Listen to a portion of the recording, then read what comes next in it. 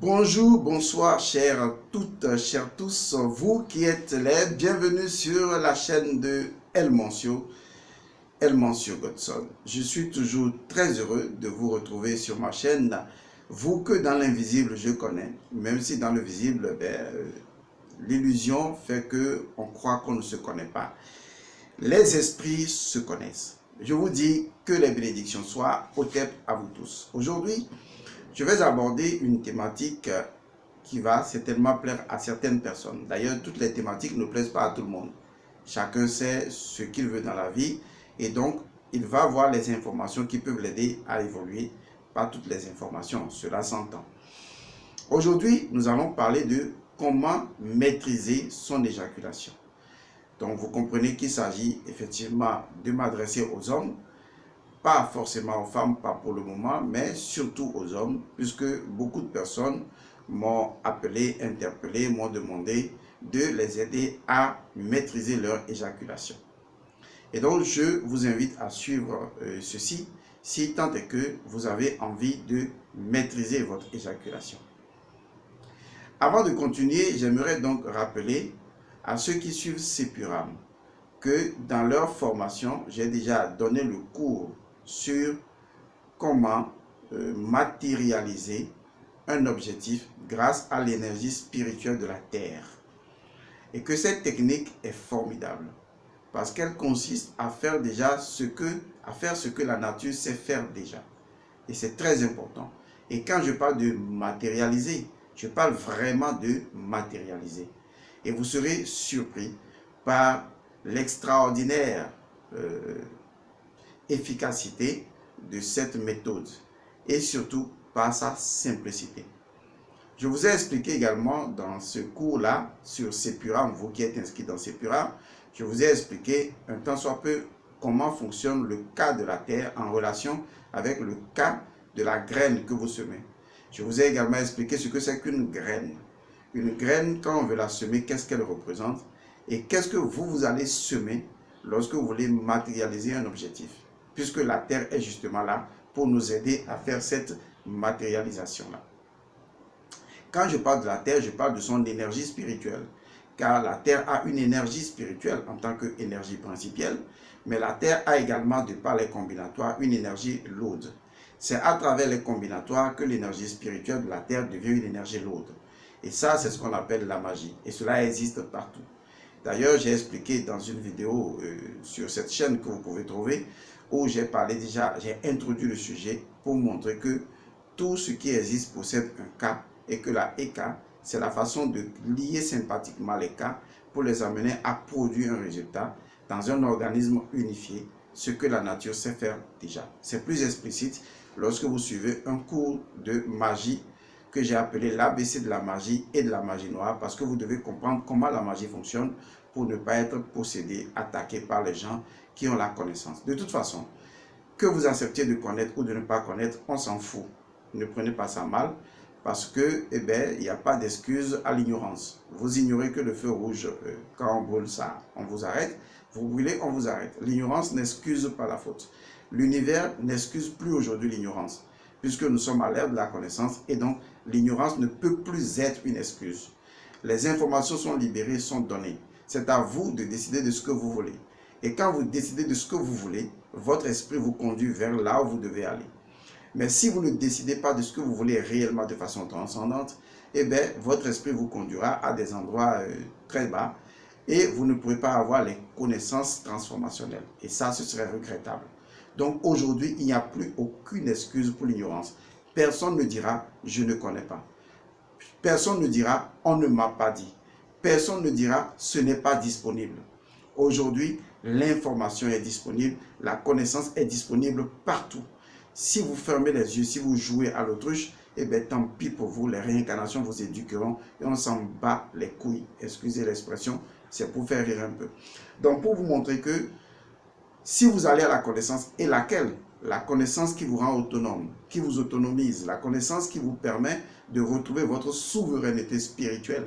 Il n'y a rien de meilleur que la souveraineté spirituelle, la capacité de disposer par soi-même, de soi-même et de sa volonté d'opérer en accord avec les lois de la nature pour produire des résultats. C'est ça la souveraineté spirituelle. C'est moi qui ai conçu cette expression, c'est moi qui conçois le contenu de son idéologie.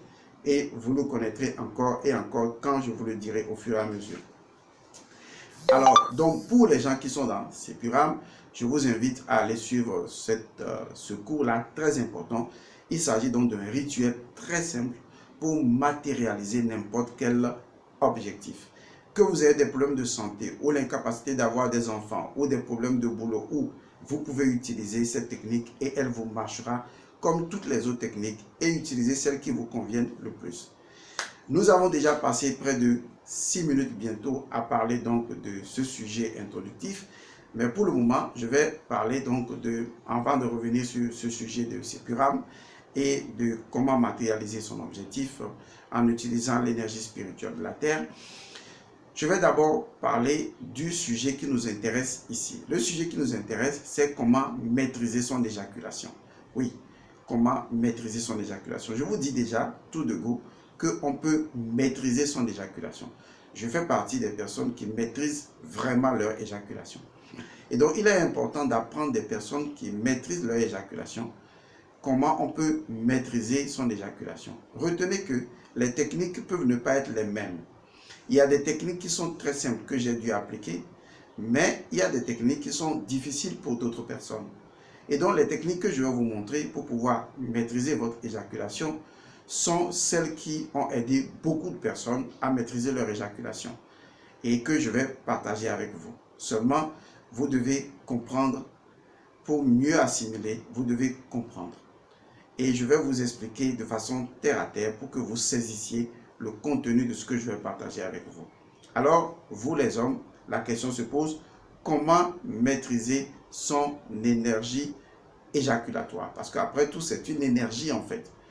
Et l'éjaculation n'est que l'expression matérielle de cette énergie. Et donc, si je ne maîtrise pas cette énergie, je ne maîtrise pas l'expression matérielle qui est l'éjaculation.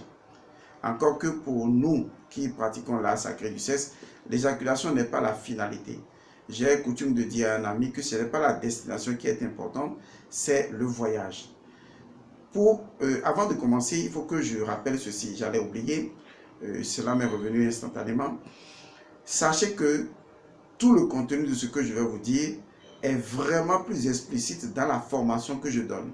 Cette formation est intitulée « La vérité de l'auto-érotisme pour l'éveil intérieur et la libération spirituelle ». L'auto-érotisme, c'est une autre façon de parler de la masturbation. Quand nous on parle de l'auto-érotisme, on le diffère de la masturbation.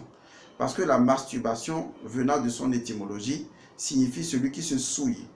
Et donc se masturber, c'est forcément aller à l'éjaculation. Alors que nous, on ne parle pas de l'éjaculation, forcément, puisque justement, on veut soit contenir cette éjaculation, soit la transmuter clairement. Et donc, on parle plutôt de l'auto-érotisme, en fait.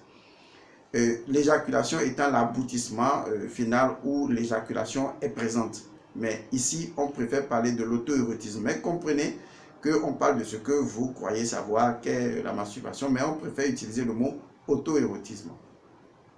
Donc, il y a déjà une formation qui est toujours en cours sur l'auto-érotisme. Si vous voulez suivre cette formation, vous allez apprendre énormément parce que ça dépasse la capacité d'utiliser donc le sexe juste pour faire l'amour, et ça va dans la transcendance du sexe, où on transcende la dimension physique du sexe.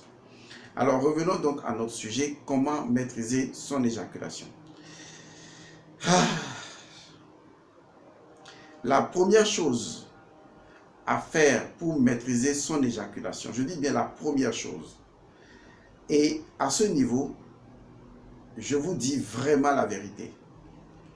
Les gens peuvent vous dire le contraire, mais ceux qui sont vraiment experts dans ce que j'appelle l'art sacré du sexe vous diront que c'est la vérité, la vraie vérité. C'est la toute première étape. Cette étape-là, elle consiste justement à maîtriser vraiment. C'est le début du début pour maîtriser son éjaculation. Je vais utiliser le mot que je n'aime pas trop utiliser avant d'utiliser le mot correct. La première étape pour maîtriser son éjaculation, c'est la masturbation, que j'appelle plutôt l'auto-érotisme. Je vous assure, c'est la première étape. Si vous voulez vraiment maîtriser votre éjaculation, vous devez apprendre, d'accord, à vous donner du plaisir à vous-même. Il est très important de le comprendre. C'est ce que j'appelle le jeu du miroir érotique. C'est également le fondement de la conscience. C'est ce qui est traduit dans la légende d'Atum lorsqu'il s'est masturbé. Car le fait de se masturber, quand on parle d'un dieu, ou le fait de se donner de l'auto-érotisme, quand on va parler de l'homme, c'est une façon d'amener l'individu à pratiquer l'ouroboros, c'est-à-dire à se mordre la queue, à se retourner sur lui-même. Et il n'y a rien de meilleur et de plus puissant que lorsque on renforce le plaisir à travers le plaisir pour le plaisir avec soi-même. Il y a une forme de condensation énergétique qui se met en place. Il y a une forme de vibration qui se met en place. Et je dis, il n'y a rien de meilleur que de se procurer du plaisir à travers soi-même. Généralement, on vous a appris que c'est malsain. C'est la raison pour laquelle vous n'arrivez pas à pratiquer l'auto-érotisme et la masturbation avec une conscience innocente. Mais la question est, que vous reprochez-vous? Parce qu'en termes de questionologie, si vous ne savez pas vous poser les bonnes questions, vous allez récupérer les questions que les autres se sont posées et qui n'avaient aucunement de fondement, pour vous les assimiler comme étant vos questions, alors que ces questions n'ont absolument aucun sens. On vous a fait à croire que le fait de se donner du plaisir était malsain. La question est, pourquoi le fait de se donner du plaisir serait-il malsain? En quoi le fait de se procurer du plaisir, donc l'auto-érotisme, serait-il mauvais? Est-ce que vous vous êtes posé cette question? Donc si je comprends bien, le fait de se nourrir soi-même n'est pas mauvais. Voyez-vous, je peux me nourrir et prendre plaisir à me nourrir. Donc je ne demanderai pas à ma femme de me nourrir. Quand j'étais enfant, eh bien, ma mère me nourrit. Mais à un moment donné, je commence à me nourrir moi-même. Parce que j'acquiers la conscience. Vous imaginez que tout ce qui acquiert de la conscience acquiert une autonomie envers soi-même. C'est la raison pour laquelle l'auto-érotisme vous confère une autonomie en termes de vous approprier votre propre énergie. Vous comprendrez cela lorsque vous étudierez vraiment le cours sur la vérité de l'auto-érotisme. Donc, l'auto-érotisme et la masturbation vous permettent de vous approprier votre énergie. C'est la première chose à faire si vous voulez maîtriser votre éjaculation. Vous devez apprendre à vous procurer à vous-même du plaisir. Parce que il n'y a rien à faire. La façon dont vous procurez du plaisir à une femme provient de la façon dont vous vous procurez du plaisir. Admettons que vous n'avez jamais pratiqué la masturbation. Admettons. Mais pourtant, vous souffrez de l'éjaculation précoce, n'est-ce pas? D'accord. Est-ce que vous vous êtes posé la question de savoir, mais pourquoi est-ce que je souffre d'éjaculation précoce?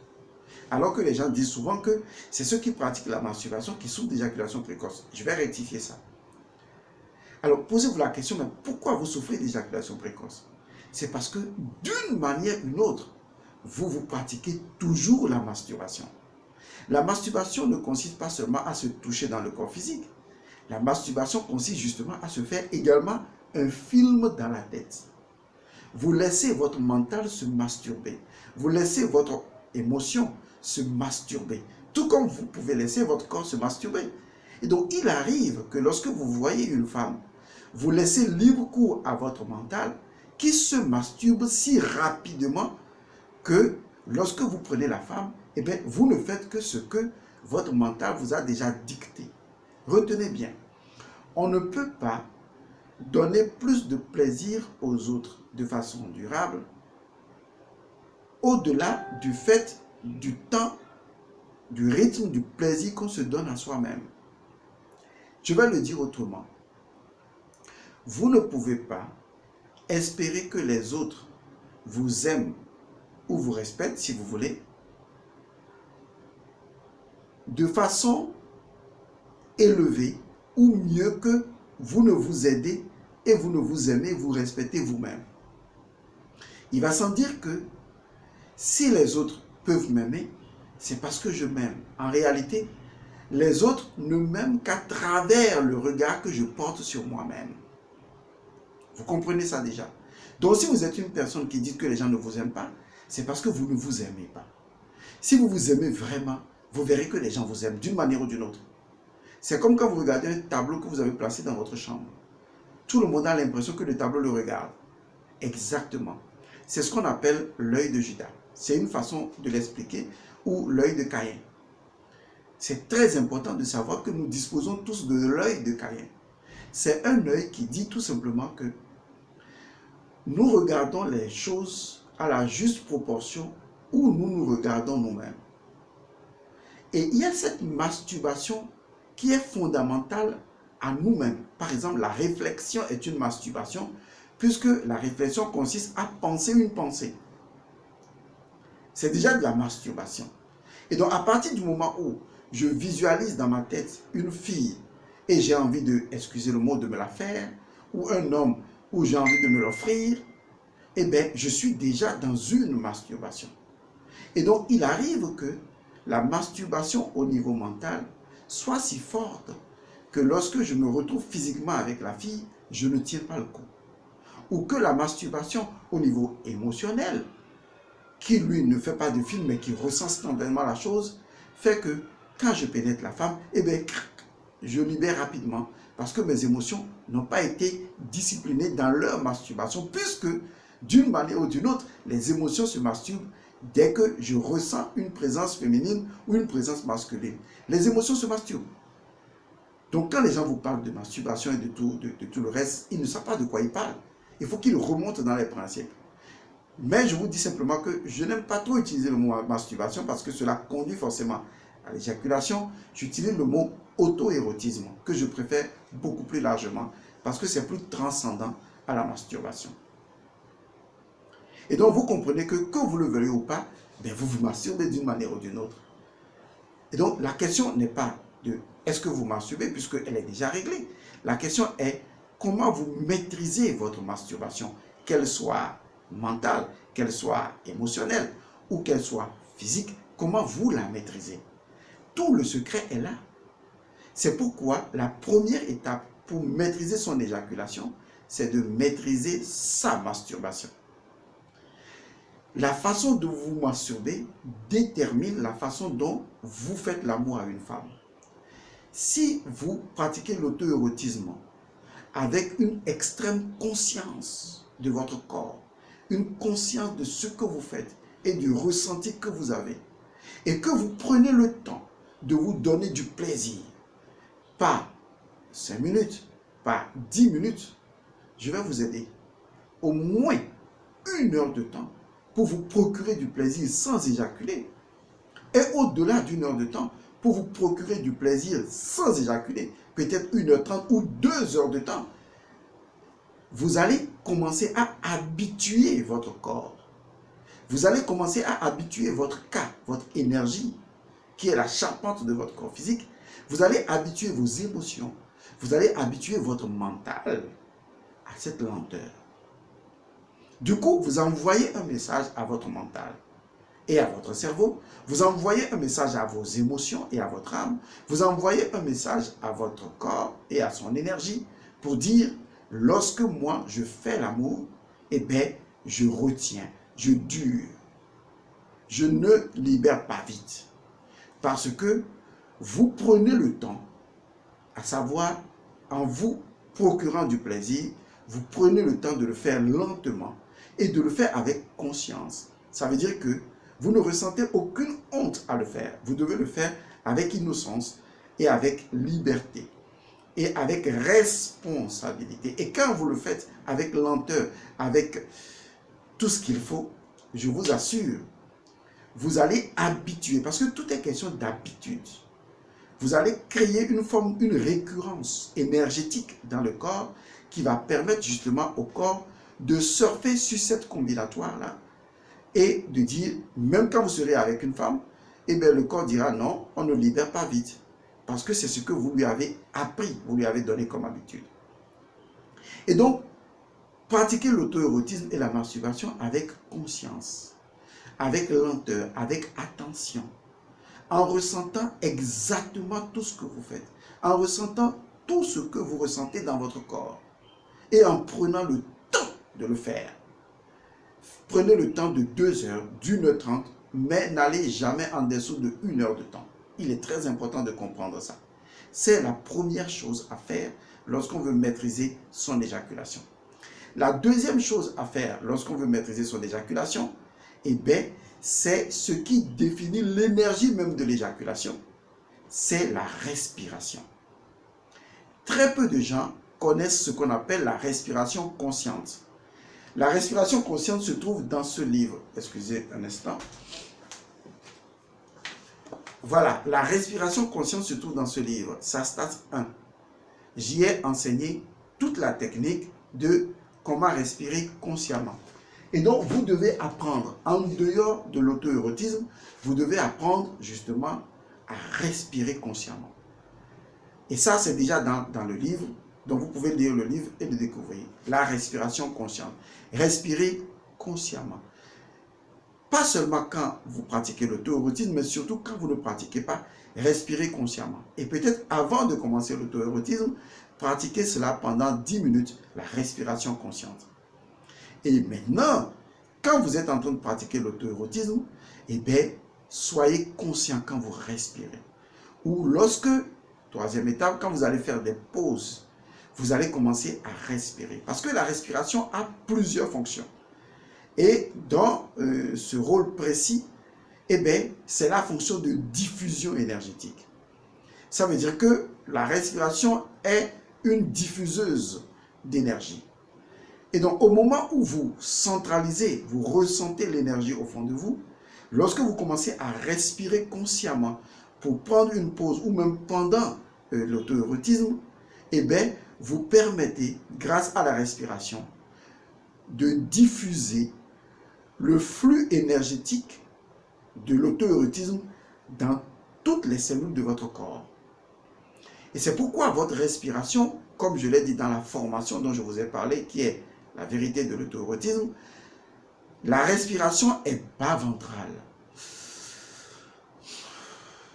Vous respirez avec le nez et la bouche en même temps. Ou bien vous respirez à travers les narines et vous expirez à travers la bouche, mais avec le bas-ventre. C'est ainsi que vous diffusez l'énergie du Ka à l'intérieur de tout le corpus. Il est très important de comprendre ça, parce que si l'énergie n'est pas diffusée, elle ne nourrira pas tout le corps. Eh bien, vous allez souffrir de ce qu'on appelle une boulimie énergétique qui va se traduire par des affections émotionnelles. Donc, il est très important de pouvoir, à un moment donné, inspirer profondément avec le bas-ventre et expirer avec la bouche et relâcher. Faire cette respiration plusieurs fois, je vous assure, l'énergie qui est densifiée à la base au niveau des gonades va se diffuser dans tout le corps. Et vous allez dire, waouh, c'est comme une transe qui vous prend. Et donc, quand vous savez faire ça avec conscience, pendant que vous respirez consciemment, le jour où vous prenez votre partenaire et vous lui faites l'amour, eh bien, vous appliquerez la respiration consciente. Et c'est elle qui vous permettra, au moment où vous faites le va-et-vient dans le vagin de la femme, de diffuser simultanément l'énergie aussi bien à l'intérieur de votre corps qu'à l'intérieur du corps de la femme. Oui, vous ne le savez pas. L'homme ou le pénis de l'homme est un diffuseur d'énergie. Donc votre rôle est de capitaliser l'énergie dans le bas ventral et de propulser l'énergie à l'intérieur du vagin de la femme. Très peu savent comment le faire. Vous ne savez même pas comment le faire. C'est là le problème. Alors que c'est ce que vous devez fournir à la femme. C'est-à-dire, à un moment donné, vous inspirez, vous bloquez et vous poussez l'énergie qui sort par votre pénis et qui se diffuse à l'intérieur du vagin de la femme. La femme va récupérer cette énergie-là à travers son vagin, qui est donc le réceptacle. L'énergie va passer dans la colonne vertébrale. C'est ainsi, c'est automatique. C'est comme je l'expliquais tout à l'heure, le corps de la femme est préparé ainsi. Et l'énergie va monter jusqu'au cerveau de la femme, vous voyez, et va se multiplier et va vous redescendre encore dans votre corps et va vous multiplier. Et donc, vous avez une relation d'unité et de multiplicité en même temps. Bon, on verra ça, mais c'est expliqué dans le cours sur la vérité de l'auto-érotisme. Et donc, retenez que la deuxième étape, c'est la respiration. Il faut vraiment respirer. Il y en a qui oublient de respirer. La troisième chose, l'une des choses les plus importantes d'ailleurs, c'est le rythme. Ah oui, c'est important. Vous savez, quand on danse là, il faut un rythme là. Si vous n'avez pas votre rythme, vous êtes baisé par le rythme du vagin. Ou vous êtes baisé par le rythme de l'élan instinctif de la sexualité que vous commencez à entretenir. C'est important de créer son rythme. C'est important d'avoir son rythme à soi. Waouh, c'est magique quand j'en parle parce que c'est beau, c'est magnifique de créer son rythme. C'est de créer votre musique sexuelle. Et donc, c'est de créer le rythme auquel vous aimeriez y aller. Que ce rythme ne soit pas le rythme de tout le monde. Que ce soit votre rythme à vous. Et d'ailleurs, la femme aime quand vous créez, vous inventez un rythme à vous. Un rythme qui correspond à une musique formidable. Ça peut être avec des tempos différents. Bon, je ne vais pas vous donner un rythme parce que je risque de trahir mon rythme. Vous savez, c'est comme une habitude, donc on peut parler et mal parler. Donc il faut faire attention. Donc il faut créer votre rythme. Donc le va-et-vient à l'intérieur du vagin de la femme doit correspondre à un rythme. Votre rythme doit être unique. Vous devez trouver votre façon de le faire. Il ne s'agit pas de pénétrer comme ça et puis de... Non, ça c'est les animaux qui font ça. Et d'ailleurs quand vous voyez un chien le faire, vous savez que bon ça, il n'y a aucun esprit dedans. Mais quand vous créez votre rythme et vous savez comment créer votre tempo, le tempo sexuel, et que c'est un tempo, même des fois aléatoire, et cela crée une surprise vaginale au niveau de la femme qui dit « Hey !» parce qu'à un moment donné, elle se sent surprise par un tempo. Donc vous devez avoir plusieurs tempos. Et vous utilisez le tempo qui vous vient à l'esprit au moment où vous le faites. Le tempo, troisième élément, est l'élément de pause qui va permettre justement à vous de prendre le dessus. Vous savez, j'ai coutume de dire que si le diable joue de sa danse, de sa musique et danse de sa musique, et vous venez danser la musique du diable, vous ne pouvez pas danser plus que le diable. Mais si c'est vous qui créez votre musique et qui dansez à votre musique et qui faites danser la femme à votre musique, eh bien, vous êtes le chef d'orchestre. Vous voyez, c'est simple. Parce que c'est vous qui créez le rythme, qui montre que vous maîtrisez ce que vous faites. Et ça, c'est très important à comprendre. Donc, ces trois éléments sont nécessaires pour maîtriser son éjaculation. Oui, je vais vous donner un quatrième élément, bien qu'il en ait d'autres, puisque j'ai parlé de certaines choses dans la vérité de l'auto-érotisme. Le dernier élément que je vais partager avec vous, c'est le verbe, la parole. Oui, la parole est très importante lorsqu'on fait l'amour. Lorsqu'on échange les énergies, lorsqu'on échange sexuellement, la parole elle est importante. Et la parole est un vecteur très formidable pour maîtriser son éjaculation. C'est très important. Mais je ne vais pas vous révéler comment le faire pour le moment. Je vais vous faire languir jusqu'à la prochaine étape. Toujours est-il que ce que je viens de vous révéler, eh bien, c'est largement suffisant. Et donc, quand vous voulez faire l'amour à votre partenaire, vraiment faire l'amour, pas baiser, vraiment faire l'amour, eh bien, trouvez un cadre agréable, rendez le cadre agréable, rendez le cadre sensuel, rendez le cadre énergétiquement vibrant, en purifiant le cadre, pourquoi pas. Et naturellement, allez-y, foncez. Bonne relation sexuelle à vous. Bel amour à chacun d'entre vous. J'espère que je vous ai aidé un tant soit peu. Bon, je pense. Je vous retrouve la prochaine fois. Je souhaite donc à tous ceux qui sont dans Sepuram d'aller suivre leur formation dans Sepuram pour maîtriser comment utiliser l'énergie spirituelle de la Terre pour matérialiser leurs objectifs.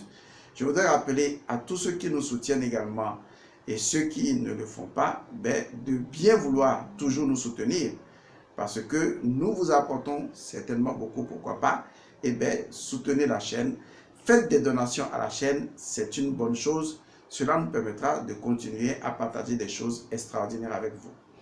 Nous avons déjà reçu de la part de Google ou de YouTube la possibilité, disons, de numériser notre chaîne d'une autre façon. Par exemple, en créant la section des membres.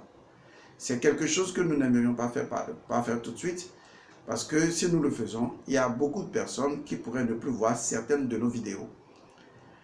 Justement, parce que cette vidéo, par exemple, je pourrais la classer dans la section uniquement pour les membres. Et uniquement pour les membres sous-entend ceux qui font des donations, qui seront bien orientés par des liens. Et c'est eux seuls qui pourraient suivre cette vidéo, par exemple. Et cela vous défavoriserait. Et que les vidéos, comme nous avons l'habitude de faire, seront suivies par vous. Mais des vidéos sensibles pourraient être suivies uniquement par ceux qui seront des membres. Pour le moment, nous n'allons pas aller sur ce terrain. Nous pensons que vous savez que la vie est faite de donner et de recevoir et que à un moment opportun, vous ferez des donations pour soutenir la chaîne si vous estimez, d'accord, que la chaîne vous aide vraiment. Il faut créer l'équilibre. De toute façon, si vous ne le créez pas, moi, je n'attends pas forcément quelque chose de vous. Je fais ce que j'ai à faire parce que l'équilibre se créera tout seul.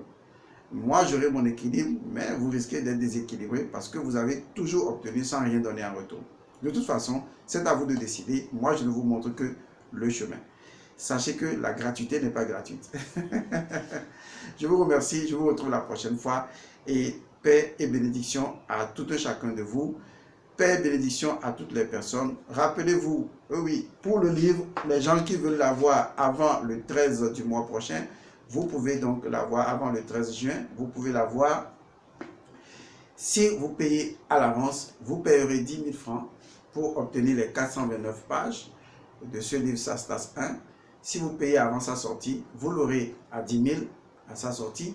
Mais si le livre sort et que, justement, vous voulez l'acheter, vous le paierez à 15 000 ou peut-être plus, ça dépendra de ce que nous aurons finalisé avec l'imprimeur et tout ce qui va y aller avec. Je vous retrouve la prochaine fois. Revoyez les vidéos précédentes où nous avons déjà parlé de toutes ces choses-là, du livre, puis de comment matérialiser son objectif, etc. Cela vous aidera. Paix à vous.